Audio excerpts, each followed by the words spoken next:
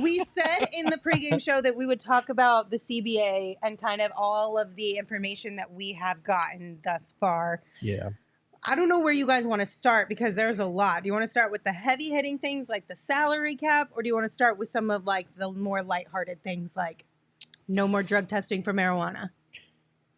Let's start with the lighter. Okay. Yeah, let's do that. The heavier stuff is going to maybe get us depressed. So. Maybe it might take a few minutes, and it'll be a lot too. So some of the easier things is that there's going to be no more testing for marijuana, which like that should have happened a long time ago, but better late than never for these guys. Yeah. I don't know. Y'all want to, I'm guessing every one of you is in agreement that that's fine. Yeah. We're good here. Are we Absolutely. sure they've seriously been testing for marijuana? I don't I think would they like have. to over the think years? Probably not since the bubble. Yeah. I think further back. I mean, I'm sorry, but Sean Marion always seemed like he had had a few, you know. Like, I don't know. That was still David. shit, man. Like that was his answer half the time in an interview. That was still David Stern's NBA. I don't know. Yeah. I'd have a hard time buying that far back. But yeah, I think for a while now that's been the case. And I'm glad these guys should be able to have that outlet. Yeah. Listen, I know a lot of people that are not experienced with cannabis. We talk about OGs, and listen, to me, honestly, for me personally, it's changed my life because, coming out of the military, I had a lot of PTSD, a lot of depression, a lot of anxiety. And that has been another way for me to be able to just kind of take the edge off a little bit and relax. The more real sense of who I've kind of wanted to be has kind of come to life because of, being smart, obviously, with weed and stuff like that. And so I can't imagine the pressure that these players sometimes have to go through with the weight of like an entire state on your shoulders when you're going through the playoffs or you're not playing up to speed and you want to get home and you just kind of want to take the edge off a little bit and just kind of take your mind off of things. And that helps, and so I think it's great for the NBA. I think it's great for the players as long as they don't abuse it, which I don't think anybody's going to. Right. I think you're good. I think the biggest thing could be helping fall asleep. Like we've talked about OGs and having like a literal sleepy time edition gummy. Like sometimes when you're traveling on the road and you're getting into cities at 4:00 in the morning and you got to get up early the next day and go do practice or shoot around or whatever it may be, sometimes you do need a little help falling asleep quickly and actually getting a decent amount of rest. So I'm not mad at it. They're adults, especially if it's in a city or a state that recreational marijuana is legal, then by all means make your own decisions about it. Yeah. Come on to Phoenix and be a free agent that signs here. Weed's legal. Yeah. But to me too, the other I thing think the entire is- Western Conference is legal except for Utah. Don't tell them that. There's only Phoenix. But it also just with the aches, the pains. This is a lot better than going to hardcore painkillers and those kind of things for NBA players. And then, did you guys ever see Kevin Durant on David Letterman's Netflix show? He did an interview last year, and they talked extensively about weed. And Katie's like, David Letterman asked him something to the extent of, "Well, how often do you smoke?" And he's like, "I'm high right now." And I'm like, so. It obviously isn't hurting Kevin Durant's performance in any way.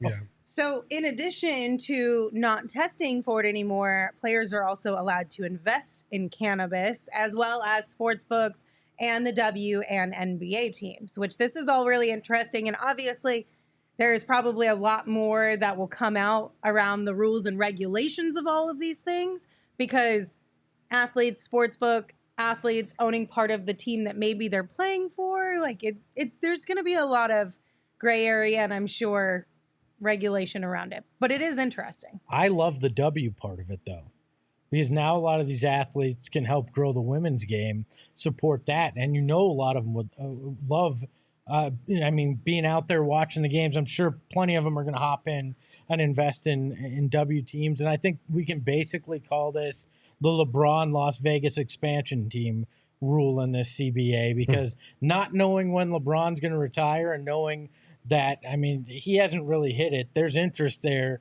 and him wanting to own part of that franchise. I think that's a big reason why that part happened. I'm interested to see how, like, the details of it, the mechanisms they put in place for this sort of thing. But it is interesting, and it is a good thing for the players to be able to get these stakes in particular teams as well. I know there's been a lot of talk over a lot of these CBA things, like, oh, this screws the players or this screws the players. Like, this is huge for the players, I think, moving forward, and sets a new standard that no other sports league has. Yeah. I think it's great because the women's game, I'm sorry, if you haven't watched it, especially like the NCAA tournament this year, I mean, it was phenomenal. And if you're depriving yourself of watching women's basketball because you're just being obtuse and you just don't like ball if you don't like it. Like, it's great basketball. And the ability for NBA players to be able to invest, honestly, I think is going to cause, it's going to help because it's going to cause expansion because more players will want to invest in teams. And I think that's great for the league. The WNBA should have more than just, the 12 teams that they have. They should have more than that. And I'm excited for it. I think this is a great thing for the league. The investments in the NBA teams, obviously, as Gerald said, like, there's some nuance to this that we don't know yet and how this is all going to work out. But I think it's great. And then the betting side of this, again, being able to invest within betting partners, like, I think it's cool as long as those lines are not blurred somehow, some way. That's my only fear, but we can't cut the hand off before anything's happened. But I think it's only fair that, and I know you're not saying they shouldn't, but I think it's only fair that players are allowed to invest in these sponsors if the league's allowed to take money from them and everything. I agree. Like, the stigma of gambling in sports is no longer there because the leagues are now partnered with all these entities. So athletes should be able to invest and benefit from that as well, in my mind. So if it's good for the league, it's good for the players, is the way it should be. Well, because without the players, you don't have a league. Without the league, you don't have a sports book. Yeah. Sorry. That's just how it goes. Okay, everyone is asking about the in-season tournament. Yes. I don't know about this one because this is one that I have not read up on quite yet. Gerald, do you have, like, the details on how this is going to play out? I think they said it was going to be in December, and it's going to be kind of carving out a couple of regular season games. So the two finalists will end up playing one additional game by the end of the tournament. They'll play 83 games on the season. Everybody else will still be at 82. So I'm not entirely sure how they're going to manufacture that. So it's baked in that way. But that 83rd game doesn't count in the standings or anything. Right. Does it happen in Vegas? And I heard it might happen in they're Vegas. looking at right? Vegas, and it would be, I think, $500K per player for the winning team that wins it all. Per player? That's kind of big time. Per player. That's big time. So that's big time for the middle, 9, lower 10, 11, end 12 guys. The max guys, maybe not so much. And look, this is kind of, to me, this idea has taken a lot of flack on Twitter. A lot of people saying, oh, this is lame, this is stupid, why are the NBA doing this? A lot of those same people said the same shit about the play-in tournament. Yep. And the play-in tournament is now fun as hell because the players give a shit. That's what this is all going to come down to. Do the players give a shit about this tournament? Do they take the competition seriously? Because if they do, it's going to be fun as hell. It's more fun than just a random regular at Magic in December. Nobody gives a shit about that game. If there's a tournament with actual stakes and the players take it seriously and care, then it's going to be a lot of fun. I don't know if that's going to happen, but it always comes down to the players. What I would love to see, and you guys tell me wrong, is if there was some postseason benefit to winning the midseason tournament, or at least getting to the final of the midseason tournament. So that way, let's just say, for instance, what would that look like? How about this? What if whoever wins the midseason tournament, or actually, let me just say this: whoever wins each conference's side of the midseason tournament. I don't know if it's going to be conference specific or if it's just going to be wide open. Yeah. If it's open, that's even better. So let's just say the top two teams that get there from each conference, if it is that way, they automatically, if for whatever reason they fall into that 7 to 10 play-in spot, they automatically get bumped to the 6. So they don't have to play. They get a benefit of waiting that whole week because they made it to the championship game of the play-in tournament, and the 6th spot automatically falls to 7. Everybody else shifts down. I think that's a nice little benefit to winning the midseason tournament. So that way you get like close. A safety net. A little bit of a safety net, yeah, because you balled out in the earlier part of the season. I think there has to be some type of tangible benefit for the team outside of just the $500,000 for this to really, really mean something. Otherwise, you're still going to have guys that are like, Kawhi's going to be like, I'll just sit this one out. I mean, Okay. Maybe it's something to a lesser extent, but and this isn't great just off the top of my head, but priority in the buyout market, like, or something that gives you a benefit in trying to add more or some extra exception. I don't know, but I agree with you. A little extra would be great. But what I'm hoping is they say December, right?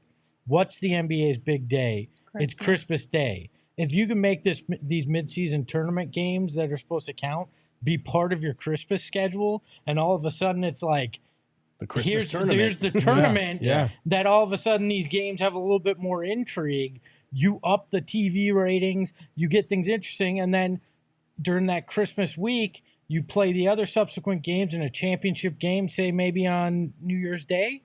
All of a sudden, you've made that holiday season very interesting for your sport. Or, in talking about promotion from that 7 to 10 to 6, or maybe you automatically get to shift up one seed depending on where the season ends. That's not a What bad if you idea. get to pick your So opponent? if we won the midseason tournament this year, we could jump up to that 3 spot, and Sacramento would drop down to 4 because we won the midseason tournament. I feel like you'd have to be allowed to pick, right? I feel like if you want to jump up or not. Yeah, but I feel like you'd have to be like within a certain number of games to trigger that. Because like the Kings are up by like 5 games on us or something like that. I feel like winning a midseason tournament would be kind of unfair if we just jumped the Kings. What if you automatically get the tiebreaker? But the tiebreaker against seedings? who? Yeah, All of them? we wouldn't even have that. If you wind up tied in any of your seeding for the playoffs and you won You the tournament, automatically get 'em you all? automatically get the tiebreaker. Or you So- get to kick one team out of the tournament.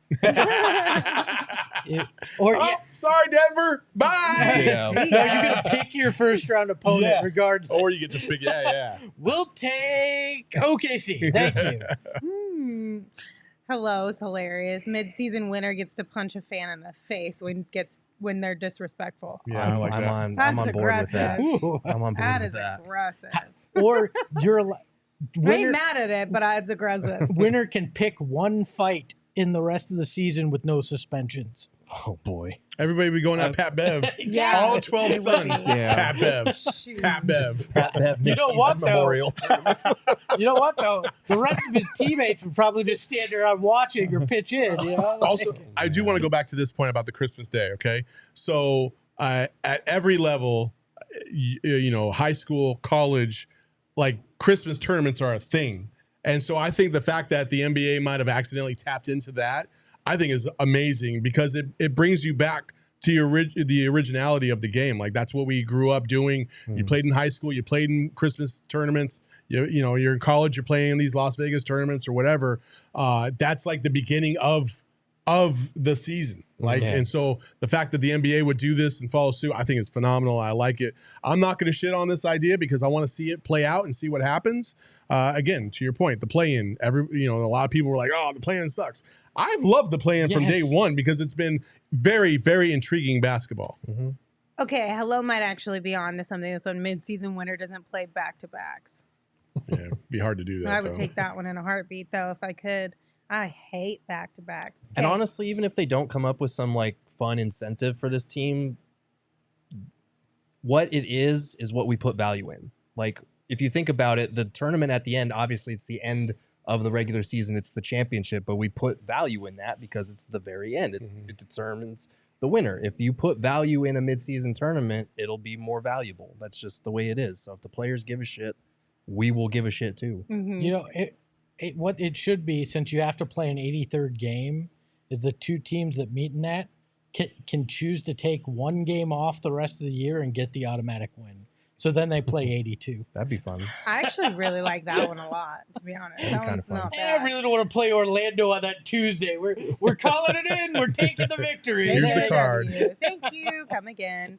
All I know is that if these tournaments or the championship game of that tournament ends up happening in Vegas and we're in it, we're going to travel very well because the proximity is just right there. And we already know where to pick up all of our snacks for the road trip and get gas and all the things you'll need. And that, of course, is Circle K, because Circle K is on almost every single corner here in Arizona. They're always stocked with the best stuff. They've got the greatest deals on gas. They've got great deals on iced coffee. They've got great deals on beer. They've got great deals on energy drinks. Literally anything and everything you need for a solid road trip, you will find at Circle K. So make sure you're not missing out. Head to circlek.com/store-locator to find Circle K's near you. Well, at Circle K, they have this thing called Four Peaks, and Four They Peaks do. is amazing. They have the best beer in the state. It's not even close, and you can't really argue about that. That's just what I'm going to tell you. The cool thing about that is at Four Peaks right now, going on at the moment, they have this rainbow-infused hazy IPS. What? IPS. I don't know what an IPS is. It's one letter away from something you don't want. So I hope this is something good. So it's brewed with kiwi, guava, cherries, strawberries, pineapples, and peaches, and coming in at a whopping 6.5% ABV. This beer was brewed for and with Arizona's LGBTQ community. Proceeds from this beer go to a bunch of different organizations, One Community, 1 in 10, Southwest Center, and Phoenix Pride. It's pretty dope. You can only get it at the pub, so you should go on over there, get yourself a little growler, and enjoy. But they came out with a different green tea IPA, which was my favorite beer now. It's my favorite beer. I had a nice little tall one. It was phenomenal. You got to go check it out. Four Peaks. They have all different types of stuff. Plus, we're doing our NFL draft party over there. Check that out. It's going to be on April 27th. Johnny, Bo, the whole crew will be out there. We'll all be out there hanging out, watching the Cardinals draft. Hopefully they get a lot of picks because they're going to trade down and still maybe get Will Anderson. Who knows? We'll see. But it's going to be fun. So check out Four Peaks at any convenience store, any grocery store, really, especially Circle K. And remember, you must be 21 and over and enjoy responsibly. Carlos said, "Thank you, Circle K, for the $500 gift card." Carlos, was Carlos our winner? Carlos was our winner. Carlos. Yes. Awesome. Yeah, Congrats, Carlos. Carlos and his wife came into the studio. How fantastic! Got his card. Got to take a tour of the facilities and stuff. And he was so nice. His wife was terrific. Yeah. So shout out to Carlos. He's a real one. Awesome. Okay, a couple more things around the CBA. Let's just dive into this one, the salary cap. It's a heavy one. Let's talk about it. Gerald, you're the numbers guy. Yeah, so I think the number was 17.5 million above the luxury tax line is where that second luxury tax apron is going to be. And once you get past that point, it triggers a number of things. Apparently, you're not going to have a mid-level exception anymore. You're not going to be able to send cash in trades. You're not going to be able to trade first-round picks that are 7 years out anymore. So basically, a lot of the things that happened with the Kevin Durant trade would no longer be legal under this new rule. I understand what they're going for, but this to me feels like the other owners realized they're in the majority. They looked at the 5 or 6 owners that are willing to spend a lot of money to field contenders out there like us, Golden State, the Clippers, Boston team, Dallas, even teams that want to put money down to win a championship and have every right to do so if they're willing to pay those luxury tax payments and fines. And they said, we don't want to spend for our teams. We're in smaller markets. And so we're just going to gang up on these teams that want to spend and make it harder for them to field a competitive roster with some of these triggers once you get to that second luxury tax apron. Personally, I think it's bullshit. I need to see more details on how all of these things work specifically. But that's going to make it really hard for the Suns moving forward to field a competitive roster, because you look at how many guys they have on the books for next season, it's only like 6 or 7, and they're already up against the salary cap, already up against the luxury tax, and they're still going to need to devote money to their veteran minimum signings, to guys to round out the rest of the roster, and this is going to make it a lot more difficult if they can't have access to the mid-level and things of that nature. So it's really bad timing when we finally get a fucking owner who wants to come in here and spend money to make our team competitive. And it's like, nah. Right? I love it when you talk nerdy to me. All right? So one of the things that again, we got to find out the nuance of all this, right? Mm-hmm. There are ways to be able to pay guys. And I'm wondering if this is, again, when we're talking about investment, are these investments going to count against the salary cap? You know what I'm saying? So could you pay a guy $5-10 million worth of investment, whatever the case may be, and that not count against the cap? You're going to find ways to circumvent shit. I'm promising you that. If you give these NBA teams a way to circumvent it, they will. They will find a way. So I wonder about that little particular part. But again, I do agree with you. For the problem is it's a catch-22, right? You have 5 or 6 teams that are willing to spend and go crazy.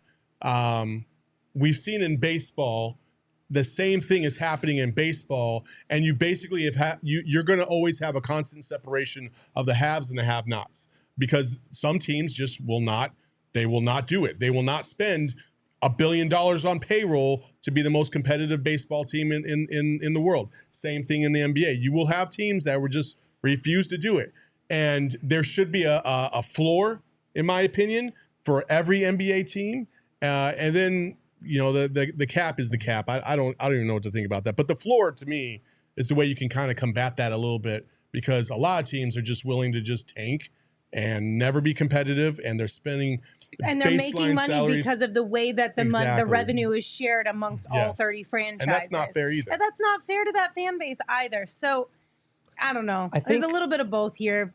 But I'm just mostly pissed because now we have Deep Pockets owner, and y'all want to just be like, you can't play that game anymore. Yeah, and but I'm there's like, one really? reason this happened. They wanted a hard salary cap, and the players said no, right? They wanted a cap you can't spend above this.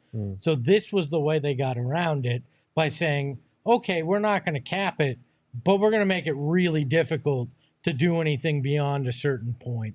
And it's about competitive balance.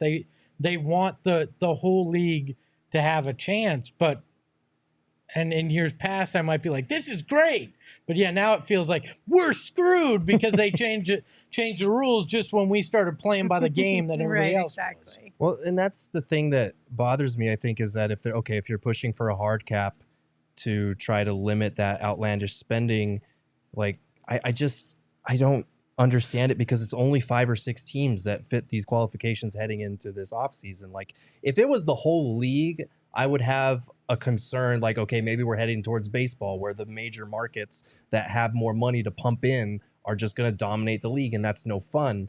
But that's not the case. Like, we're talking about Phoenix in that mix. We're talking about Dallas. We're talking about, like, markets that are big, obviously, but not like the New Yorks or the LAs or that type of shit. But this is all about Golden State. I mean, they were what? Yeah. 400 million into the tax. They were. Okay. But it shouldn't. But if you're going to do that, why only 17.5 million? Like, you can make that line higher to where the outliers actually are. I feel like 17.5 above the luxury tax is not very far much. enough up. Yeah, it's not. It's barely anything. And Gerald made a really good point when we were talking about this earlier today. He had said the dynasties in the NBA, they're good for the league as a whole.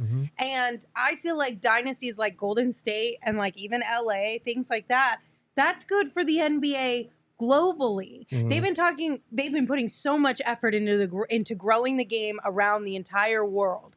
It's really hard for a fan, and I know we have a lot of fans who live in other parts of the world, but it is probably very difficult to have an allegiance to like the Suns when you live in a part of the world where you don't have access to the Suns in that way, where you can really fall in love with them in that way.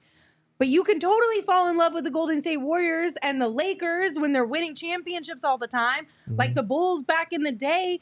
And like, that's good for the league as a whole. It's good for the game of basketball as a whole. I think their argument would be super teams haven't been good for the league, because it does create more of an incentive to tank for the Wembies, and it does create a chasm in a lot of ways.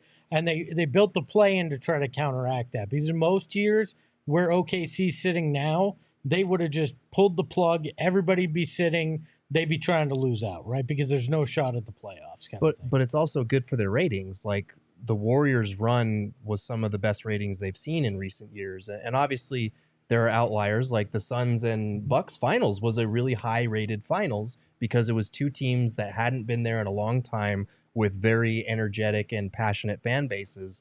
It's strange to me that the response would be to try and shut down some of those dynastic teams, because nobody looks back at Michael Jordan's run in the 90s and looks at it like, man, I was sick of those Bulls. I wanted them to lose so bad. Like, Not sure, true. fans do that, but it was good for the NBA. Like, when you think of the 90s and their ratings, they were off the charts. It was good for the league office, but you would argue in this case, the Indianas of the world, the Orlandos of the world, the smaller markets, is it good for them to have Golden State and these teams being able to do this, or is it better for them to have more talent on the market with less people that are willing to spend huge money, so then they have a shot at keeping their own guys or bringing in some of these guys that now are going to be in the free agent market where they may not have been? It's a mixed question, though, because I feel like a lot of that comes down to ownership. What are you willing to do to bring talent to your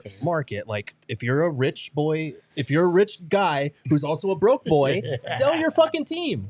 Like, get it, do something else. Put your money somewhere else and give it to someone who's going to be willing to spend fucking money on being competitive and winning titles. Also, a lot of it also comes down to how well are you drafting, too. Look at how many times we had so many decent picks in the draft, and we didn't look at the Sacramento Kings and how they've navigated the draft over the last decade. Mm-hmm.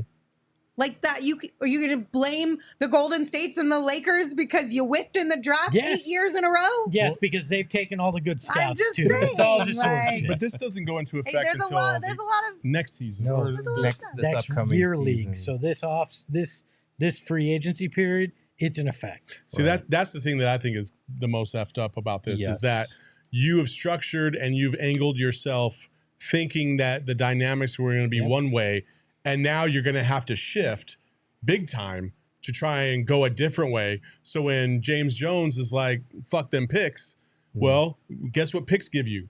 Cheaper salaries and at a lower starting point. So you would be able to take advantage of maybe some of that stuff, but instead thinking about all that, trading all your picks away for Kevin Durant, now you kind of put yourself in a little bit of a hole unknowingly, and now the rules have changed and you got to figure it all out. But they will.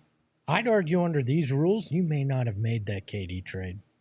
No, you wouldn't have. No, you wouldn't have. For a multitude, No, you and you wouldn't have made the Terrence Ross signing, because if you get to that second tax apron, guess what? You can't sign players on the buyout market either. So would have doubly screwed the Suns here. Yeah. This one will be the most interesting on how it kind of changes the shape and out. You think Gerald was sick of Trade Machine Tuesday?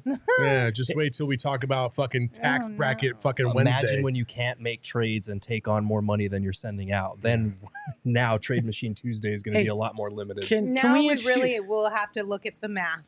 Can we interest you in DeAndre Ayton for some guy that's making $8 million? Anybody? No? All right, then.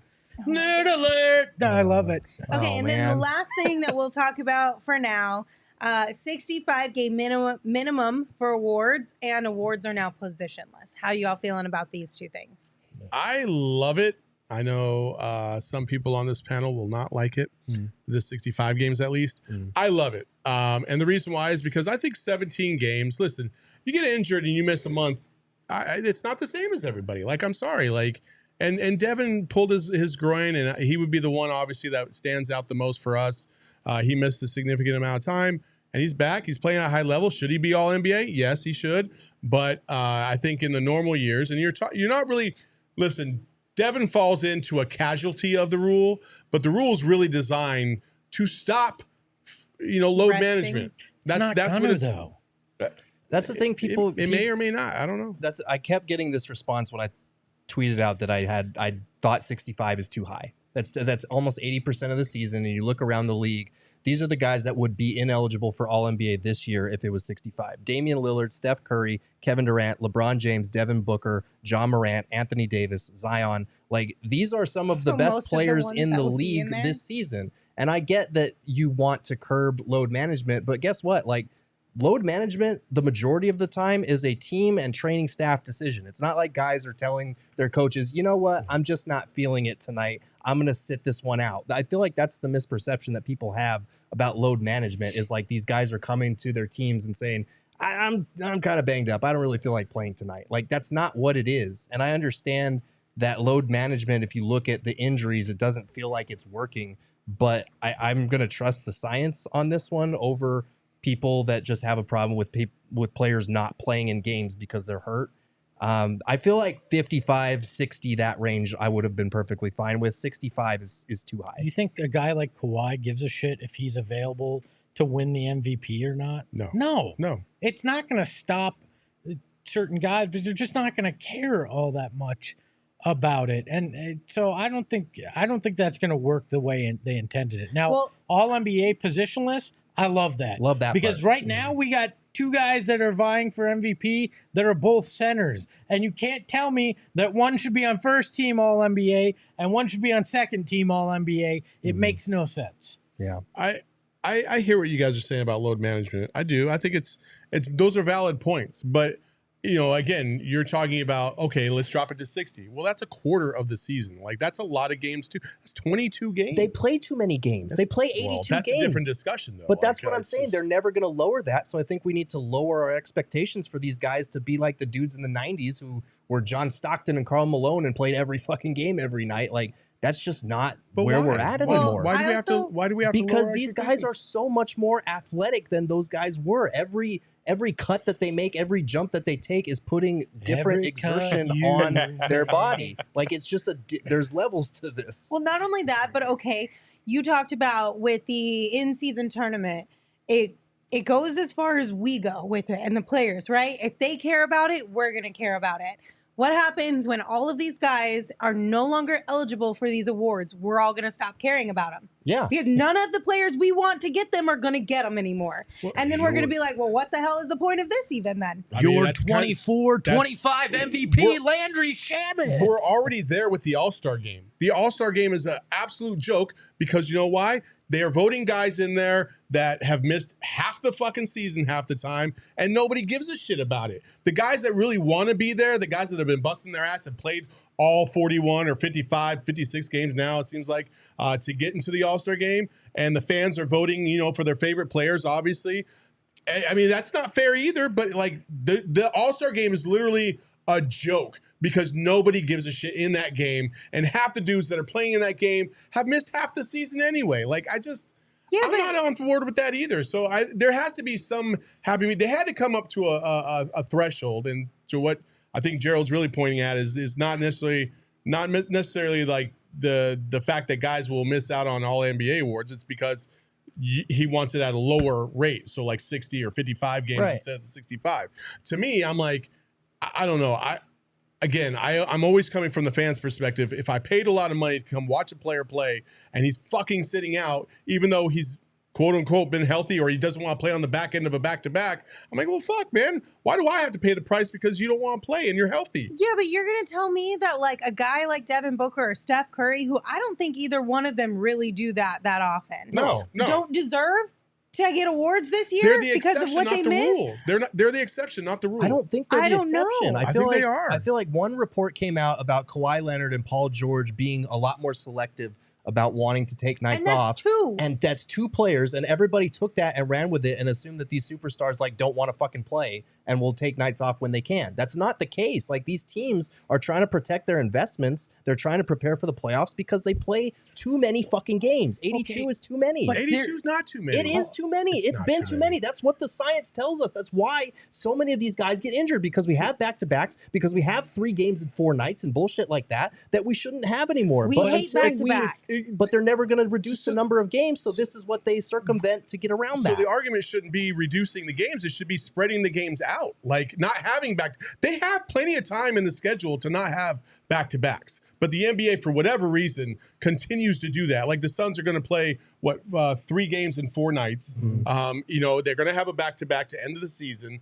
Like, that's the bullshit part to me, is like, you should be spreading this out instead of making teams do back-to-backs because of travel reasons or arena, usage and all this other stuff. That's what I think, because these guys ball year round. They take like 1 or 2 weeks off, maybe 3 in the off season, and they're right back to training, playing, going hard. Like, there's a difference though. There's a difference between summer run and NBA 48-minute basketball. Like, summer run is way more physical sometimes. physical, And but then not you also physically remove taxing. the It's travel and all the things that come along with the season as well. Right. They're different. I think we're missing something here that could be problematic, though. First team All NBA and All NBA actually plays a part in what a guy can get paid, right? Yes. So now you're making it that's where gonna a team change. can be like, hey, you're sitting out, and now you don't qualify for that. Now I don't have to pay you as much. Yeah, that's Right. not a good look for the team though, because that shit'll get You around. don't think that shit's gonna happen? That though? shit'll get around, and Yeah. that team will not be No, getting some, I think they're some gonna free agents very much. They're going to stop putting those type of things in contracts, and agents are going to say, well, this is irrelevant nowadays. I want to actually get paid more money. This escalator is not what we're accepting That's anymore. exactly what will happen. It's going to end up coming back on the ownership. They're going to have to pay more, and then they're going to have to navigate that salary cap even more. It's just going to become irrelevant. If it gets to the point where if the players decide, F it, I don't care, I'm not going to harm myself to try and reach the threshold to get these awards, and they stop caring about it, it's going to become irrelevant. And it'll only take a few years for it to completely die, and that's the unfortunate part. We're I not don't even know. talking about my favorite part of this CBA, though. What? The restricted free agency. Now they have, instead of 48 hours, 24 hours, and I don't think they went far enough. I think they should have went to 24 minutes. How entertaining would it be if you had 24 minutes to decide if you're matching the contract? That's good television right there. 20. I mean, Are we- that's, are we- that's really the Suns fast did it in math. like Do we have a 5 live minutes. looking? Yeah, are we I think we televising this now? should. I think we should. The second The Suns are on Yeah, the clock. the Suns are You gotta just match like a the draft. Oh You're my on the clock. You got God. a picture of the war room. I mean, That's really fast math, But- Espo. but honestly, you look at it. The Suns did it in what, like an hour, if that, in the matching. You know if you're going to match a guy or not. Why are you taking a full day other than to screw the team that signed him to the offer sheet? I like that they shortened that too. Less BS in the offseason that you got to sit around on. Teams, I think you brought this up, Gerald, when we were talking about it. Teams are going to be more likely to take a chance on signing a guy to a sheet because it's not going to tie you up for two days and hurt your chances at other free agents. I like this a lot. Yeah. So we do have a super chat. Let me find it here real quick. Chris Cummings. This one, go ahead. Will Booker ever make first team All-Star ever? First team all Maybe like both. a starting First team for- All NBA or an All Star starter. Yes. Maybe both. Next year. You think Book both? will be at least an all-star starter next year because there's going to be all sorts of freaking eyes on this Suns team next year with him and KD. I think they're going to get a lot more national games. People are going to be watching Book. I think the fans are going to go to vote for KD and vote Book too. I think he gets in there next year. I hope I'm wrong on this. I don't think he'll be an all-star starter. I think there are just too many major market stars that are bigger names that are like, we've seen what the votes are for all-star starting, and he is just way off from where he needs to be. He needs like an endorsement from a K-pop star or someone like that. We but- thought Kendall would put him over the edge, and that didn't work. That is So- close. Well, she only tweeted once. We need more. She Still, did not though, support her man. All right. still, though. Well, I guarantee he told her not to send But, stuff out. but think Oh, about it. should've done it KD anyway. has been the leading vote getter before in that's All-Star. KD's gonna Yeah. get him. Yes, but now KD fans are going to be watching Book too, right? That is true. And That might help. And yeah, That'll help. he may get tandem votes with KD. That'll I can't believe we're help. debating this in But April. I'm sorry, I'm not gonna say that he's gonna get more votes than John Morant, Steph Curry. Like but like I said, I'd be happy to be wrong on that. And then for the All NBA, yeah, if he stays healthy, I feel like he would have had a good case this season for first team. He made it last year, so I think he has a good I think he chance. still at that. does have a good case for it this year. For first He's team All been playing NBA. some Well, I mean, outrageous basketball. he has lately. been playing fantastic, but like he's starting next year 65 games, so he would have been ineligible this year if those things were in place. Thankfully they're not.